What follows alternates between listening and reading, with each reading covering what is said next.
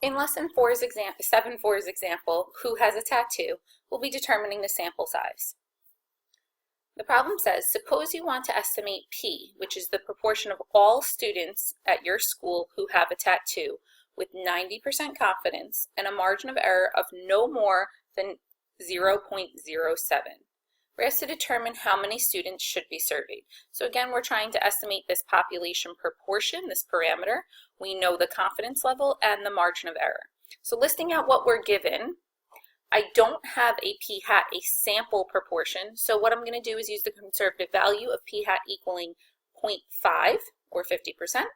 A 90% confidence level gives us a critical value, z star, of 1.645. And the margin of error should be no more than 0.07. So that's everything that we're given in this. If you remember from the reading, the formula for margin of error is your critical value for proportion, is your critical value times the square root of p hat times 1 minus p hat over n. And we want our margin of error to be no more than 7%.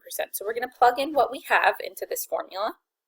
And now what we need to do is we need to use some algebra to determine how many students. That means what we're going to be solving for is n here in the denominator.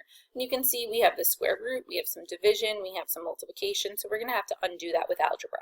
So what we're going to start with is we're going to divide both sides by the 1.645. And before I go to my calculator, I'm just going to manipulate this on paper. Next, what I'm going to do is square both sides to remove that square root. Then what I'm going to do is multiply both sides by n. So n is no longer going to be in the denominator. And lastly, to get n by itself, I'm going to divide by this 0.07 divided by 1.645 squared. I'm going to divide both sides by that value.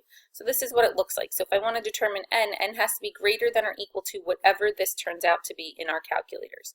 When you put that in your calculator, you should get, and be careful when typing it in, 138.0625. So what that means is how many students do we need to survey? Well, it means n has to be greater than the 138.0625. So 138 students would not be enough. It means we're going to need to survey at least 139 students to keep our margin of error and our confidence level. If you'd like more practice with this, please try exercise 5.